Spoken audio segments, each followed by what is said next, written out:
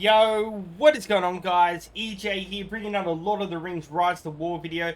Today, guys, I'm going to be doing a video on basically the best army and commander combinations in Lord of the Rings Rise to War for good faction. So yeah, stick around, enjoy the video. This is really going to help you out. This is my personal preference. Everyone has their own personal opinion. This is what works best for me.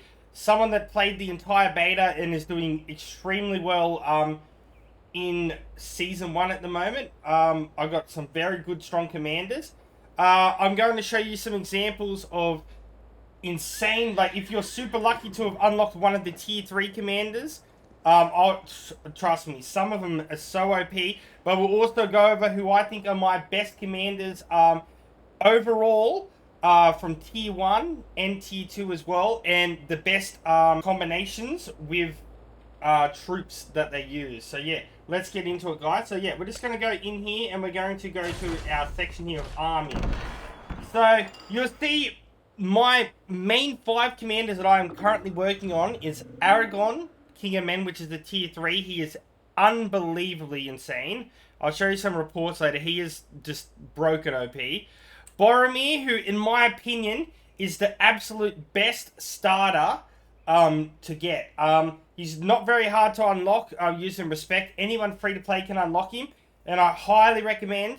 Boromir, without a doubt, is, in my opinion, the best overall to use at the start, guys. He's OP, he's really good, and I'll explain a lot more in his army combinations when we get into it.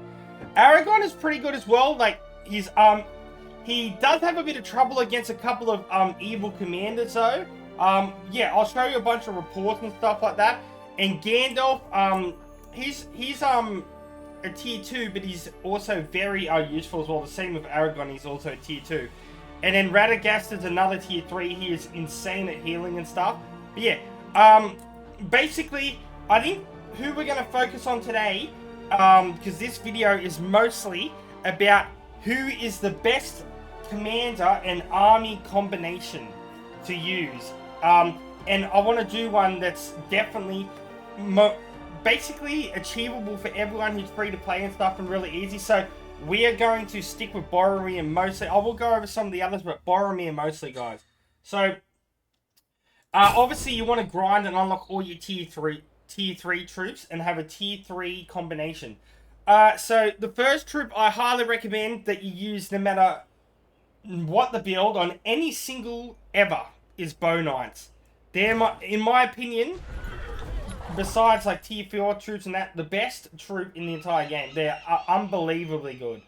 Bow Knights are amazing. I currently send around about 1,500. These guys will absolutely slaughter trolls. They're overall really good. I'll show you all the stats of them in a minute when we go into them. And because Boromir is really good with Manish troops, the same with Aragorn.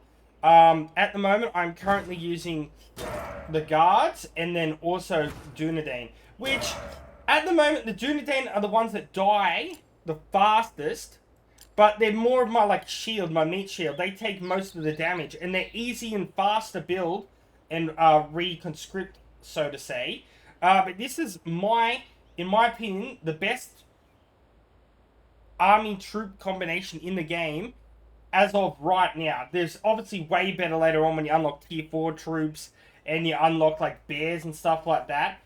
Which later game when we get into that, I'll make some more videos with some insane builds. But in my opinion, this is definitely the best build, and the reason why, yeah, you want to be going. I only use about 1,300 of these guys. I'll go over some reports in a minute, but yeah, that's amazing. I'll just quickly show you one more, because he's more of a physical type attacker. If you have Gandalf, a lot of people have Gandalf, guys. He is more of a focus damage person. Without a doubt, you always want your Bow Knights in there. And then I'd always recommend the guards. They're really good overall. They're really good guys. Their damage is not very high, but their HP and defense is what's really useful. And they're also pretty good at siege. And that it's really easy to conscript, guys. And you also want to make sure that you level up their special abilities. It's the same as well with the Bow Knights, guys.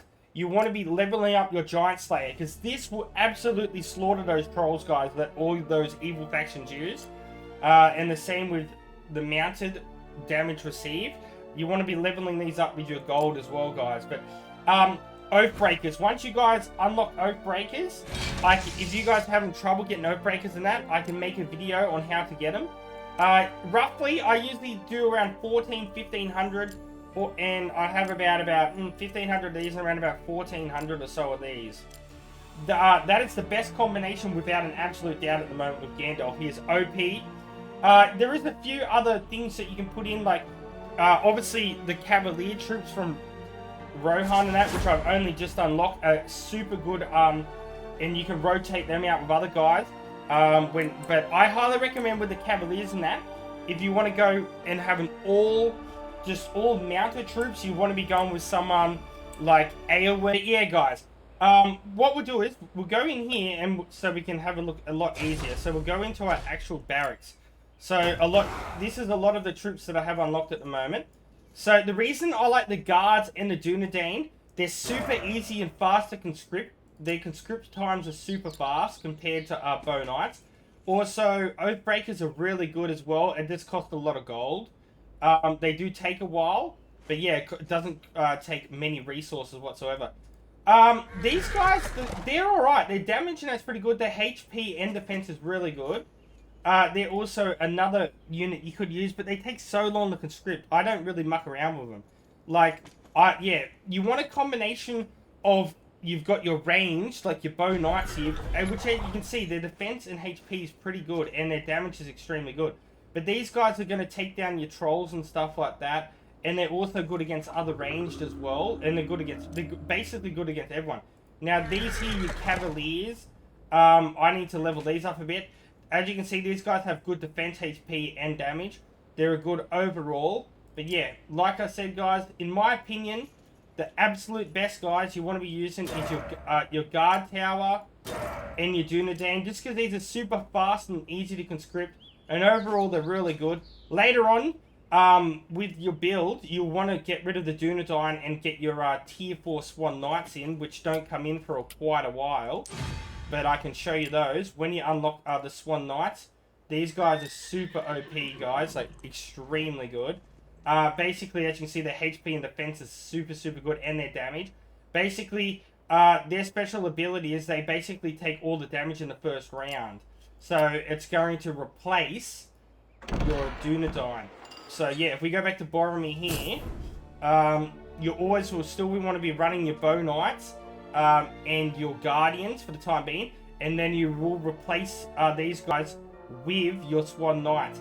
And then the absolute ultimate build, in my opinion, without a doubt, will be the Bow Knights, the Biel Rings, which you don't, they take a while to unlock those, and the Swan Knights. I've done a lot of research in the beta and that, and they're very good. But I can go through some of my reports and show you here. Like, I attacked with Boromir earlier. He did quite well. So we first started off with this draw. As you can see, with the stats here, you can see the Bow Knights, no damage whatsoever. We lost not a lot of the Guardmen, but as you can see, we lost a lot of these. These are mostly my meat shield. They're basically, that's how they work. And then you'll see with victory, we took that. And then, on the second, as you can see with the Trolls, you're going to lose the rest of your Dunedain. But, you can see, you hardly lose any of your Bow Knights. Your Bow Knights are going to take out these Trolls, which is super, super good. And then we victory and take them down. I can show you, like, King Aragon. He's just broken OP, guys. Like, he heals and stuff like that. He takes down trolls like there was no tomorrow. He's just super, super good. But yeah, Boromir, in my opinion, is the best commander, easiest to access. You can see we lost 1,000 died, but we killed 4,000. We did 241,000 damage, but only received 68,000 damage. And 68 wounded. So you only really lost about 400 in that battle there. It's super, super, super good. And then in the second one versus the Trolls, you'll see we did 200,000 damage and only received 80,000. His overall base defense is really good. Obviously, we got way more dead compared to Trolls because the Trolls were a lot more stronger.